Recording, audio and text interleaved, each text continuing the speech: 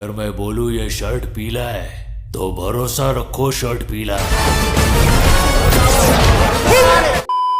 यार इतना खतरनाक स्कैम पुष्पा 2 वालों, आप लोगों ने लिटरली हम ऑडियंस का पोपट बना दिया है। हम सब ने तो पुष्पा द रैम्पेज के लिए लाखों करोड़ों थेरीज रेडी कर लिया था कि टीजर ट्रेलर्स में जिन सीन्स को दिखा के भी मूवी में नहीं डाला गया है उन सब का कंक्लूजन हमें पुष्पा 3 द रैम्पेज में मिलेगा, जिसके अकॉर्डिंग पता नहीं कितने सारे यूट्यूबर्स ने पुष्पा 3 द रैम्पेज का कहानी तैयार कर लिया था। पर ऑनेस्टली बताऊं तो आपका ये भाई उन सब में इन्वॉल्व नहीं था। ओके, अपन तो मूवी का रिव्यू करने के बाद पुष्पा 2 के बॉक्स ऑफिस कलेक्शन में टोटली बिजी था, पर अभी के टाइम पे पुष्पा 2 के रिलोडेड वर्जन में जो कुछ भी देखने को मिल रहा है ऑलमोस्ट 20 मिनट का एक्स्ट्रा फुटेज कोई आम बात नहीं है। सो ये रिलोडेड वर्जन मूवी के आधा अधूरा स्टोरी को टोटली कंक्लूड कर देता है। चाहे मूवी के स्टार्टिंग में जापान की डॉग फाइटिंग सीक्वेंसेस को ले लो, या फिर जॉली रेड्डी का पुष्पा की तरफ बंदूक तानने वाला वो सीन ले लो, या फिर शेखावत के साथ नकली लाल चंदन को लेकर पॉलिटिक्स ले लो, इवन पुष्पा के साथ सिंडिकेट वालों का एक इंपॉर्टेंट सीक्रेट मीटिंग को भी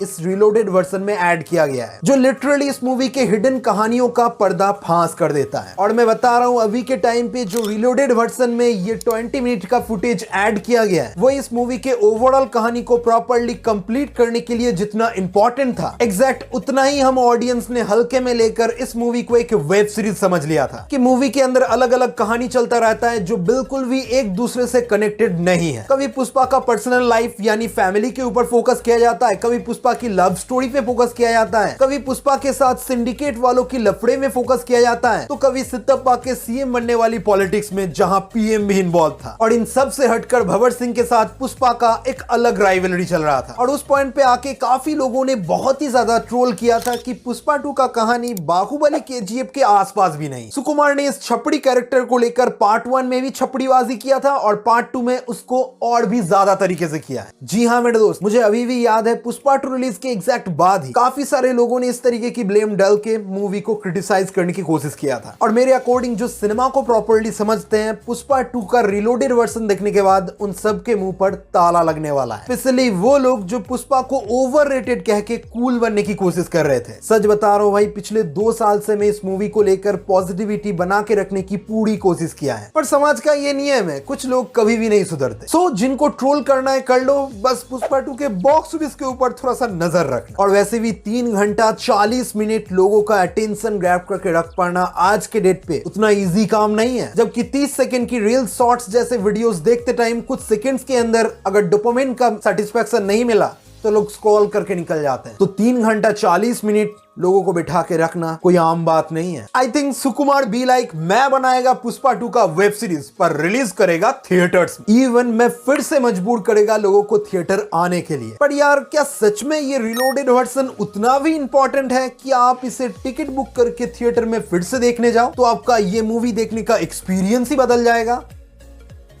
यार मैं आपको क्या ही बताऊं, इसे आप अगर नहीं भी देखोगे तो कुछ ज्यादा फर्क तो नहीं पड़ने वाला। वैसे भी मूवी के इंटरवल व्लॉग तक कुछ भी नया नहीं है, तो मैं बस सबसे इतना ही कहना चाहूंगा, अगर आपको पुष्पा 2 का कहानी आधा अधूरा फील हुआ था तो एक बार टाइम निकाल के चेकआउट कर सकते हो, नो प्रॉब्लम। डेफिनेटली आपका इस मूवी को लेकर गलतफहमियां दूर हो जाएगा। नहीं तो यार मेरी बात मानोगे तो छोड़ दो, कुछ दिन बाद ओटीटी पे आ रहा है, मस्त चिल होकर घर पे बैठ के देख लेना। बस अब इतना जानकर रख लो, इन डिलीटेड सीन्स को लेकर पुष्पा 3 द रैम्पेज के लिए जिन्होंने थेरीज रेडी किया था वो सब कुछ ये रिलोडेड वर्जन अपलोड करने के बाद गलत साबित हो चुका है। अब तो मुझे लगता है पुष्पा 3 द रैम्पेज का फ्यूचर मूवी के पोस्ट क्रेडिट सीन के ऊपर टिका हुआ है। एग्जैक्ट उसी पॉइंट से ये पिक्चर फिर से एक नया मोड़ लेने वाली है। हाँ, इससे याद आया भाई, मैंने मार्को मूवी को फिर से देख लिया है और मैं आपको बता नहीं सकता अभी भी इस मूवी का सिनेमैटिक एक्सपीरियंस बहुत ही शॉकिंग फील होता है। काफी टाइम बाद देख रहा हूं तो एक अलग फ्रेश वाइब मुझे महसूस हुआ। ऊपर से मूवी के कहानी के साथ एक अलग कनेक्शन बैठ चुका था, बिकॉज इस बार मैंने मूवी के स्टोरी के अंदर ज्यादा फोकस किया है। और विदाउट स्पॉइलर बताना है तो सेकंड टाइम मुझे इस मूवी के कहानी के अंदर उतना ज्यादा पोटेंशियल तो नजर नहीं आया। जो कुछ भी चल रहा है मार्को के फैमिली के अराउंड सर्कुलेट हो रहा है कि भाई को मार दिया तो अब बदले में बाप को मारना है, बाप को मार दिया तो अब बदले में बेटे को मारना है, बेटे को मार दिया तो अब बदले में पूरे फैमिली को खत्म कर देना है, फैमिली को भी खत्म कर दिया तो अब टोटल सिस्टम को ही रिबूट कर देना है। बहुत ही सिंपल कहानी है, बस रिवेंज के ऊपर रिवेंज, एक एक स्टेप ऊपर जाता है। और यार नाराज मत होना, बाकी लोगों की तरह मैं भी इस बार एग्री करना चाहता हूँ कि मूवी का फर्स्ट हाफ बिल्डअप में थोड़ा ज्यादा ही खिंच जाता है। डेफिनेटली इंटरवल ब्लॉक और मूवी के last 40 minute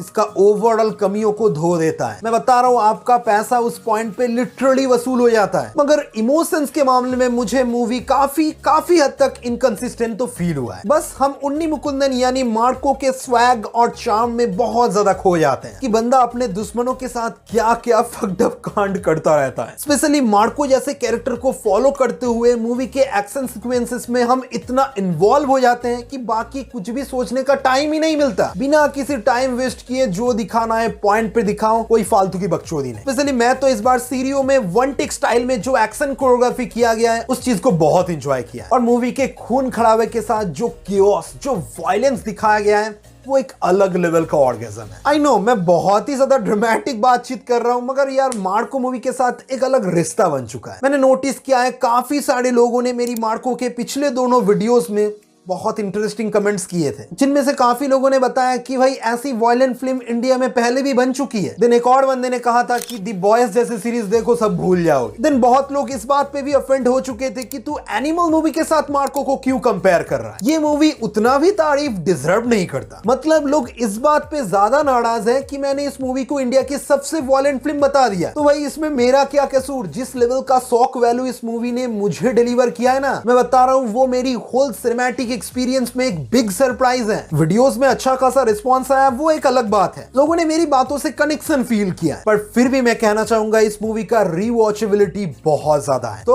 overall second time मेरा एक्सपीरियंस काफी बेहतरीन था और मैंने काफी एंजॉय किया है इस बार भी। जब पिक्चर ओटीटी के अंदर आएगा तब हम इसके ऊपर और भी डिटेल में डिस्कस करेंगे। I like this movie, that's it. मिलते हैं नेक्स्ट वीडियो में, लाइक कर देना, बाय।